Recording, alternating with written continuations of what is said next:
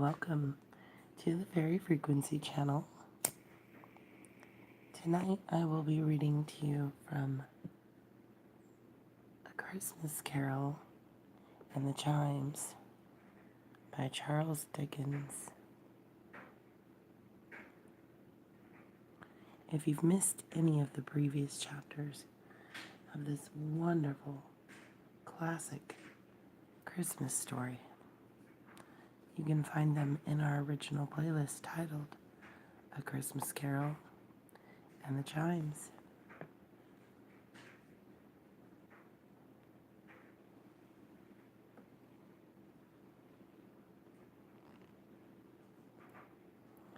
Tonight's chapter is the last chapter, the last stave, if you will, of A Christmas Carol.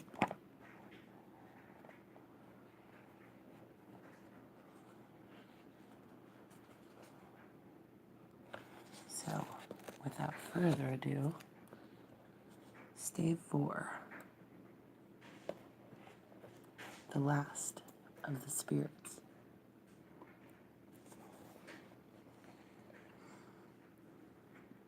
The phantom slowly, gravely, silently approached. When it came near him, Scrooge bent down upon his knee, for in the very air through which the spirit moved, it seemed to scatter gloom and mystery. It was shrouded in a deep black garment, which concealed its head, its face, its form, and left nothing of it visible, save one outstretched hand. Before this, it would have been difficult to detach its figure from the night and separate it from the darkness by which it was surrounded. He felt that it was tall and stately when it came beside him, and that its mysterious presence filled him with a solemn dread. He knew no more, for the spirit neither spoke nor moved. "I am in the presence of the ghost of Christmas yet to come," said Scrooge. The spirit answered not, but pointed onward with its hand. "You are about to show me shadows of things that have not happened, but will happen in the time before us," Scrooge pursued. "Is that so, spirit?" The upper portion of the garment was contracted for an instant in its folds, as if the spirit had inclined its head. That was the only answer he received. Although well used to ghostly company by this time, Scrooge feared the silent shape so much that his legs trembled beneath him, and he found that he could hardly stand when he prepared to follow it. The spirit paused a moment, as observing his condition and giving him time to recover. But Scrooge was all the worse for this. It thrilled him with a vague, uncertain horror to know that behind the dusky shroud there were ghostly eyes intently fixed upon him, while he, though he stretched his own to the utmost, could see nothing but a spectral hand and one great heap of black. "Ghost of the future," he exclaimed, "I fear you more than any spectre I have seen. But as I know your purpose is to do me good, and as I hope to live to be another man from what I was, I am prepared to bear your company, and do it with a thankful heart. Will you not speak to me?" It gave him no reply. The hand was pointed straight before them. "Lead on," said Scrooge. "Lead on. The night is waning fast, and it is precious time to me, I know. Lead on, spirit." The phantom moved away as it had come towards him. Scrooge followed in the shadow of its dress, which bore him up, he thought, and carried him along. They scarcely seemed to enter the city, for the city rather seemed to spring up about them and encompass them of its own act. But there they were, in the heart of it, on 'change amongst the merchants, who hurried up and down, and chinked the money in their pockets, and conversed in groups, and looked at their watches, and trifled thoughtfully with their great gold seals, and so forth, as Scrooge had seen them often. The spirit stopped beside one little knot of businessmen. Observing that the hand was pointed to them, Scrooge advanced to listen to their talk. No, said a great fat man with a monstrous chin. I don't know much about it either way. I only know he's dead. When did he die? Inquired another. Last night, I believe. Why, what was the matter with him? Asked a third, taking a vast quantity of snuff out of a very large snuff box. I thought he'd never die. God knows, said the first with a yawn. What has he done with his money? Asked a red-faced gentleman with a pendulous exercence on the end of his nose that shook like the gills of a turkey cock. I haven't heard, said the man with the large chin, yawning again. Left it to his company, perhaps. He hasn't left it to me, that's all I know. This pleasantry was received with a general laugh. It's likely to be a very cheap funeral, and said the same speaker, for upon my life, I don't know of anybody to go to it. Suppose we make up a party and volunteer. I don't mind going if lunch is provided, observed the gentleman with an exercence on his nose, but I must be fed, if I make one. Another laugh. Well, I am the most disinterested among you, after all, said the first speaker, so I never wear black gloves, and I never eat lunch. But I'll offer to go if anybody else will. When I come to think of it, I'm not at all sure that I wasn't his most particular friend, for we used to stop and speak whenever we met. Bye-bye. Speakers and listeners strolled away and mixed with other groups. Scrooge knew the men and looked towards the spirit for an explanation. The phantom glided on into a street, its finger pointed to two persons meeting. Scrooge listened again, thinking that the explanation might lie here. He knew these men also perfectly. They were men of business, very wealthy and of great importance. He had made a point always of standing well in their esteem. In a business point of view, that is. Strictly in a business point of view. How are you? Said one. How are you? Returned the other. Well, said the first. Old Scratch has got his own at last, eh? So I'm told, returned the second. Cold, isn't it? Seasonably, for Christmas time. You are not a skater, I suppose? No, something else to think of. Good morning. Not another word. That was their meeting, their conversation, and their parting. Scrooge was at first inclined to be surprised that the spirit should attach importance to conversation apparently so trivial, but feeling assured that they must have some hidden purpose, he set himself to consider what it was likely to be. They could scarcely be supposed to have any bearing on the death of Jacob, his old partner, for that was past, and this ghost's province was the future. Nor could he think of anyone immediately connected with himself to whom he could apply them. But, nothing doubting that to whomsoever they applied, they had some latent moral for his own improvement, he resolved to treasure up every word he heard and everything he saw, and especially to observe the shadow of himself when it appeared, for he had an expectation that the conduct of his future self would give him the clue he missed and would render the solution of these riddles easy. He looked about in that very place for his own image. But another man stood in his accustomed corner, and though the clock pointed to his usual time of day for being there, he saw no likeness of himself among the multitudes that poured in through the porch. It gave him a little surprise, however, for he had been revolving in his mind a change of life, and thought and hoped he saw his newborn resolutions carried out in this. Quiet and dark, beside him stood the phantom, with its outstretched hand. When he roused himself from his thoughtful quest, he fancied from the turn of the hand and its situation in reference to himself that the unseen eyes were looking at him keenly. It made him shudder and feel very cold. They left the busy scene and went into an obscure part of the town, where Scrooge had never penetrated before, although he recognized its situation and its bad repute. The ways were foul and narrow, the shops and houses wretched, the people half naked, drunken, slipshod, ugly, alleys and archways like so many cesspools disgorged their offenses of smell and dirt and life upon the strangling streets, and the whole quarter reeked with crime, with filth and misery. Far in this den of infamous resort there was a low-browed, beetling shop below a penthouse roof, where iron old rags, bottles, bones, and greasy offal were brought. Upon the floor within were piled up heaps of rusty keys, nails, chains, hinges, files, scales, weights, and refuse irons of all kinds.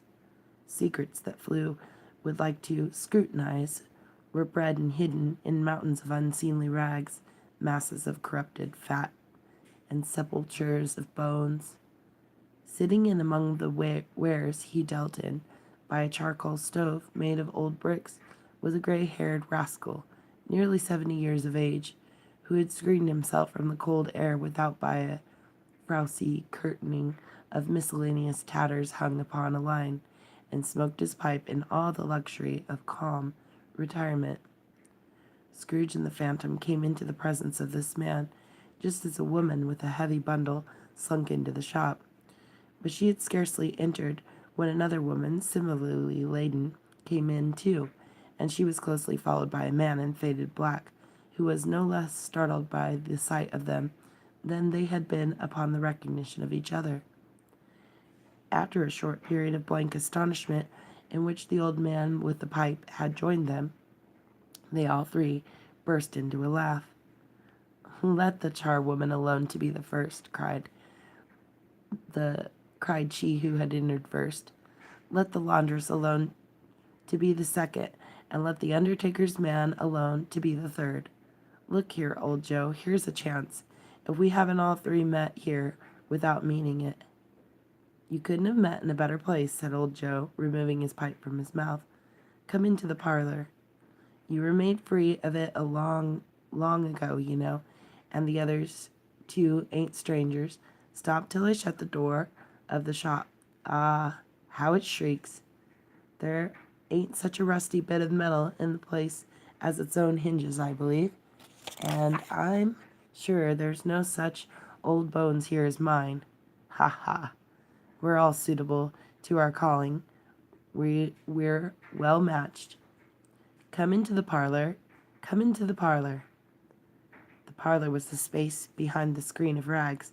The old man raked the fire together with an old stair-rod, and having trimmed his smoky lamp, for it was night, with the stem of his pipe, put it into his mouth again. While he did this, the woman who had already spoken threw her bundle on the floor and sat down in a flaunting manner on a stool, crossing her elbows on her knees and looking with a bold defiance at the other two. "What odds, then? What odds, Mrs. Dilbert?" said the woman. "Every person has a right to take care of themselves. He always did." "That's true indeed," said the laundress. "No man more so." "Why then, don't stand staring as if you was afraid, woman. Who's the wiser? We're not going to pick holes in each other's coats, I suppose." "No, indeed," said Mrs. Dilbert and the man together. "We should hope not." "Very well, then," cried the woman. "That's enough. Who's the worse for the loss of a few things like these? Not a dead man, I suppose." "No, indeed," said Mrs. Dilbert, laughing. "If you wanted to keep him after he was dead, a wicked old screw," pursued the woman. "Why wasn't he natural in his lifetime? If he had been, he'd have had somebody to look after him when he was struck with death, instead of lying gasping out his last there alone by himself." "It's the truest word that ever was spoke," said Mrs. Dilbert. "It's a judgment on him." "I wish it was a little heavier judgment," replied the woman, "and it should have been, you may depend upon it, if I could have laid my hands on anything else. Open that bundle, old Joe, and let me know the value of it. Speak out plain. I'm not afraid to be the first, nor afraid for them to see it. We knew pretty well that we were helping ourselves before we met here, I believe. It's no sin. Open the bundle, Joe." But the gallantry of her friends would not allow of this, and the man in faded black, mounting the breach first, produced his plunder. It was not extensive. A seal or two, a pencil case, a pair of sleeve buttons, and a brooch of no great value were all. There were severally They were severely examined and appraised by old Joe, who chalked the sums he was disposed to give for each upon the wall, and added them up into a total when he found that there was nothing more to come. "That's your account," said Joe, "and I wouldn't give another sixpence. And I was to be boiled for not doing it. Who's next?" Mrs. Dilber was next. Sheets and towels, a little wearing apparel, 2 old-fashioned silver teaspoons, a pair of sugar tongs, and a few boots. Her account was stated on the wall in the same manner. "I always give too much to ladies. It's a weakness of mine, and that's the way I ruin myself," said old Joe. "That's your account. If you asked me for another penny and made it an open question, I'd repent of being so liberal and knock off half a crown." "And now undo my bundle, Joe," said the first woman. Joe went down on his knees for the greater convenience of opening it, and having unfastened a great many knots, dragged out a large heavy roll of some dark stuff. "What do you call this?" said Joe. "Bed curtains?" "Ah," returned the woman, laughing and leaning forward on her crossed arms. "Bed curtains. You don't mean to say you took 'em down, rings and all, with him lying there," said Joe. "Yes, I do," replied the woman. "Why not?" "You were born to make your fortune," said Joe, "and you'll certainly do it." "I certainly shan't hold my hand when I can get anything in it by reaching it out, for the sake of such a man as he was. I promise you, Joe," returned the woman coolly. "Don't drop that oil upon the blankets now." "His blankets?" asked Joe. "Whose else do you think?" replied the woman. "He isn't likely to take cold without 'em, I dare say." "I hope he didn't die of anything catching, eh?" said old Joe, stopping in his work and looking up. "Don't you be afraid of that," returned the woman. "I ain't so fond of his company that I'd loiter about him for such things, if he did. Ah, you may look through that shirt till your eyes ache, but you won't find a hole in it, nor a threadbare place. It's the best he had, and a fine one, too. They'd have wasted it if it hadn't been for me." "What do you call wasting of it?" asked old Joe. "Putting it on him to be buried in, to be sure," replied the woman with a laugh. "Somebody was fool enough to do it, but I took it off again. If calico ain't good enough for such a purpose, it isn't good enough for anything. It's quite as becoming to the body. He can't look uglier than he did in that one." Scrooge listened to this dialogue in horror, as they sat grouped about their spoil in their scanty light afforded by the old man's lamp. He viewed them with a detestation and disgust, which could hardly have been greater, though they had been obscene demons marketing the corpse itself. "Ha ha!" laughed the same woman, when old Joe, producing a flannel bag with money in it, told out their several gains upon the ground. "This is the end of it. You see, he frightened everyone away from him when he was alive to profit us when he was dead. Ha ha ha!" "Spirit," said Scrooge, shuddering from head to foot. I see. The case of this unhappy man might be my own. My life tends that way now. Merciful heaven, what is this?" He recoiled in terror, for the scene had changed, and now he almost touched a bed, a bare, uncurtained bed, on which, beneath a ragged sheet, there lay a something covered up, which, though it was dumb, announced itself in awful language. The room was very dark, too dark to be observed with any accuracy, though Scrooge glanced round it in obedience to a secret impulse, anxious to know what kind of room it was. A pale light rising in the outer air fell straight upon the bed, and on it, plundered and bereft, unwatched, unwept, uncared for, was the body of this man. Scrooge glanced towards the phantom. Its steady hand was pointed to the head. The cover was so carelessly adjusted that the slightest raising of it, the motion of a finger upon Scrooge's part, would have disclosed the face. He thought of it, felt how easy it would be to do, and longed to do it, but had no more power to withdraw the veil than to dismiss the spectre at his side. O cold, cold, rigid, dreadful death, set up thine altar here, and dress it with such terrors as thou hast at thy command, for this is thy dominion. But of the loved, revered, and honored head, thou canst not turn one hair to thy dread purposes, or make one feature odious. It is not that the hand is heavy and will fall down when released. It is not that the heart and pulse are still, but that the hand was open, generous, and true, the heart brave, warm, and tender, and the pulses a man's. Strike, shadow, strike, and see his good deeds springing from the wound to sow the world with life immortal. No voice pronounced these words in Scrooge's ears, and yet he heard them when he looked upon the bed. He thought, if this man could be raised up now, what would be his foremost thoughts? Avarice, hard-dealing, griping cares. They have brought him to a rich end, truly.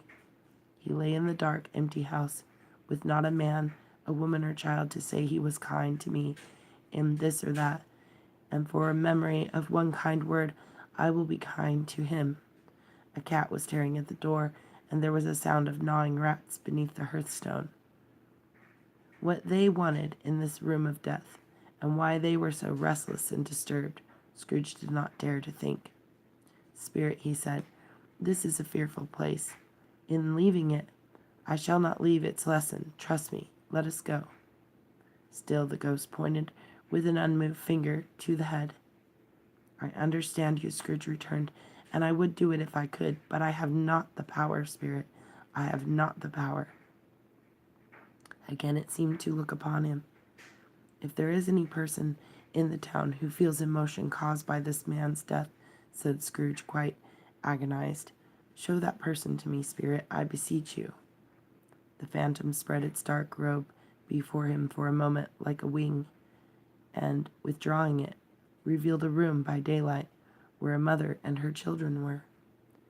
She was expecting someone, and with anxious eagerness, for she walked up and down the room, started at every sound, looked out from the window, glanced at the clock, tried, but in vain, to work with her needle, and could hardly bear the voices of her children in their play. At length the long-expected knock was heard. She hurried to the door and met her husband, a man whose face was careworn and depressed. Though he was young, there was a remarkable expression in it now, a kind of serious delight of which he felt ashamed and which he struggled to repress. He sat down to the dinner that had been hoarding for him by the fire, and when she asked him faintly what news, which was not until after a long silence he appeared embarrassed how to answer. Is it good, she said, or bad? To help him? Bad, he answered. We are quite ruined. No, there is hope yet, Caroline. If he relents, she said, amazed, there is nothing in the past hope, if such a miracle has happened. He is past relenting, said her husband. He is dead. She was a mild and patient creature, if her face spoke truth, but she was thankful in her soul to hear it, and she said so with clasped hands. She prayed forgiveness the next moment and was sorry, but the first was the emotion of her heart. What the half-drunken woman whom I told you of last night said to me when I tried to see him and obtain a week's delay, and what I thought was a mere excuse to avoid me, turns out to have been quite true. He was not only very ill, but dying then. To whom will our debt be transferred? I don't know, but before that time we shall be ready with the money, and even though we were not, it would be bad fortune indeed to find a merciless, a creditor in his successor. We may sleep tonight with light hearts, Caroline. Yes, soften as they would, their hearts were lighter. The children's faces, hushed and clustered round to hear what they so little understood, were brighter, and it was a happier house for this man's death. The only emotion that the ghost could show him, caused by the event, was one of pleasure. Let me see some tenderness connected with the death, said Scrooge, or that dark chamber spirit which we left just now will be forever present to me. The ghost conducted him through several streets familiar to his feet, and as they went along, Scrooge looked here and there to find himself, but nowhere was he to be seen. They entered poor Bob Cratchit's house, the dwelling he had visited before, and found the mother and the children seated round the fire. Quiet, very quiet. The noisy little Cratchits were as still as statues in one corner, and sat looking up at Peter, who had a book before him. The mother and her daughter were engaged in sewing, but surely they were very quiet. And he took a child and set him in the midst of them. Where had Scrooge heard those words? He had not dreamed them. The boy must have read them out as he and the spirit crossed the threshold. Why did he not go on? The mother laid her work upon the table and put her hand up to her face. "The color hurts my eyes," she said. "The color? Ah, poor Tiny Tim." "They're better now again," said Cratchit's wife. "It makes them weak by candlelight, and I wouldn't show weak eyes to your father when he comes home, for the world. It must be near his time." "Past it, rather," Peter answered, shutting up his book. "But I think he has walked a little slower than he used these few last evenings, mother." They were very quiet again. At last she said, and in a steady, cheerful voice that only faltered once, I have known him walk with Tiny Tim upon his shoulder, very fast indeed." "And so have I," cried Peter. "Often." "And so have I," exclaimed another. "So had all." "But he was very light to carry," she resumed, intent upon her work, "and his father loved him so that it was no trouble, no trouble. And there is your father at the door." She hurried out to meet him, and little Bob in his comforter, he had need of it, poor fellow, came in. His tea was ready for him on the hob, and they all tried who should help him to it most. Then the two young Cratchits got upon his knees and laid each child a little cheek against his face, as if they said, "Don't mind it, father, don't be grieved." Bob was very cheerful with them and spoke pleasantly to all his family. He looked at the work upon the table and praised the industry and speed of Mrs. Cratchit and the girls. They would be done long before Sunday, he said. "Sunday? You went today then, Robert," said his wife. "Yes, my dear," returned Bob. "I wish you could have gone. It would have done you good to see how green a place it is. But you'll see it often. I promised him that I would walk there on a Sunday." "My little child," cried Bob. "My little child." He broke down all at once. He couldn't help it.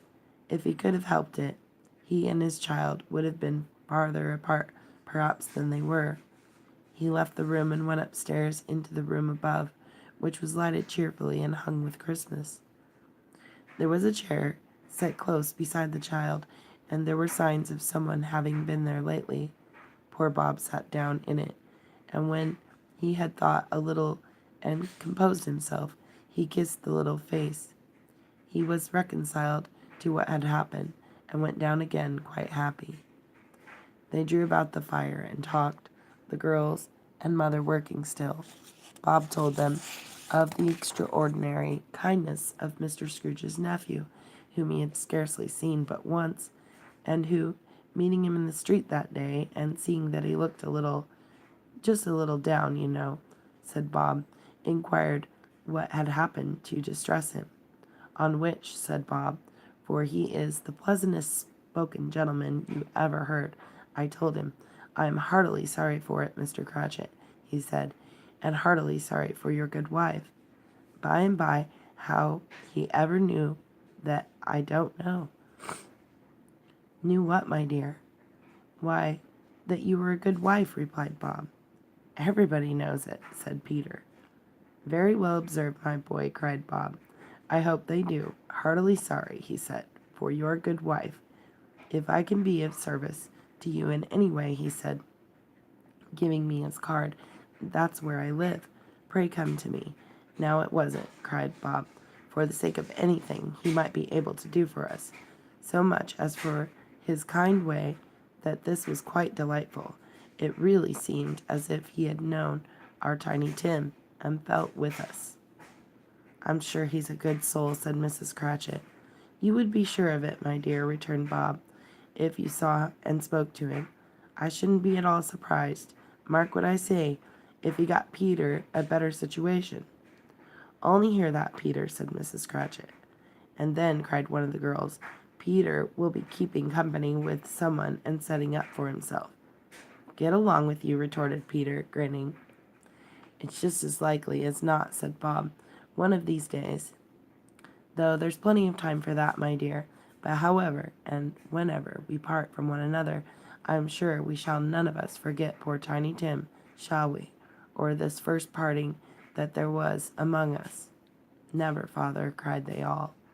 "And I know," said Bob, "I know, my dears, that when we recollect how patient and how mild he was, although he was a little child, we shall not quarrel easily among ourselves and forget poor Tiny Tim in doing it." "No, never, father," they all cried again. "I am very happy," said little Bob. "I am very happy." Mrs. Cratchit kissed him. His daughters kissed him. The two young Cratchits kissed him, and Peter and himself shook hands. "Spirit of Tiny Tim, thy childish essence was from God." "Spectre," said Scrooge, "something informs me that our parting moment is at hand. I know it, but I know not how. Tell me what man that was whom we saw lying dead." The ghost of Christmas yet to come conveyed him, as before, though at a different time. He thought, indeed, there seemed no order in these latter visions, save that they were in the future, into the resorts of business men, but showed him not himself. Indeed, the spirit did not stay for anything, but went straight on, as to the end just now desired, until besought by Scrooge to tarry for a moment.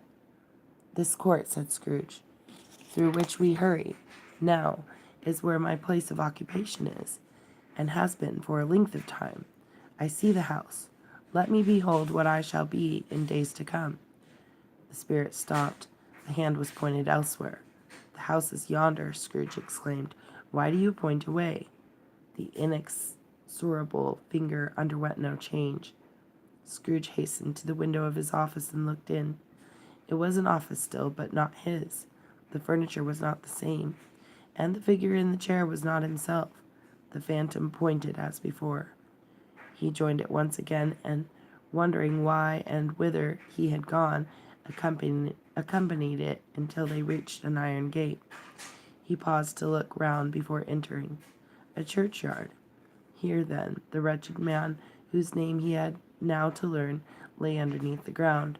It was a worthy place, walled in by houses, overrun by grass and weeds, the growth of vegetation's death, not life, choked up with too much bearing, fat with repleted appetite. A worthy place. The spirit stood among the graves and pointed down to one. He advanced towards it, trembling. The phantom was exactly as it had been, but he dreaded that he saw new meaning in its solemn shape. "Before I draw nearer to that stone to which you point," said Scrooge, "answer me one question. Are these the shadows of the things that will be, or are they the shadows of the things that may be only?" Still the ghost pointed downward to the grave by which it stood. "Men's courses will foreshadow certain ends to which if preserved in they must lead," said Scrooge. "But if the courses be departed from, the ends will change. Say it is thus with what you show me." The spirit was immovable as ever. Scrooge crept towards it, trembling as he went, and following the finger, read upon the stone of the neglected grave his own name, Ebenezer Scrooge. "Am I that man who lay upon the bed?" he cried upon his knees. The finger pointed from the grave to him and back again. "No, spirit. Oh, no, no, no." The finger still was there. "Spirit," he cried, tight clutching at his robe, "hear me. I am not the man I was. I will not be the man I must have been. But for this intercourse, why show me this if I am past all hope? For the first time the hand appeared to shake. Good Spirit, he pursued, as down upon the ground he fell before it. Your nature intercedes for me and pities me. Assure me that I yet may change these shadows you have shown me by an altered life. The kind hand trembled. I will honor Christmas in my heart and try to keep it all the year. I will live in the past, the present, and the future. The spirits of all three shall strive within me. I will not shut out the lessons that they teach. Oh, tell me, I may sponge away the writing on the stone. In his agony, he caught the spectral hand. It sought to free itself, but he was strong in his entreaty and detained it. The spirit, stronger yet, repulsed him. Holding up his hands in a last prayer to have his fate reversed, he saw an alteration in the phantom's hood and dress. It shrunk, collapsed, and dwindled down into a bedpost. And that is the end of Stave 4.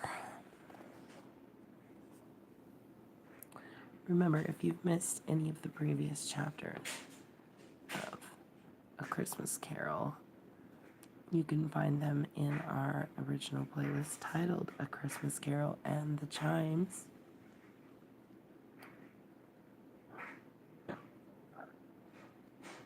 Thank you all so much for joining us tonight. Wishing you all a beautiful evening. Rest well and sweet dreams.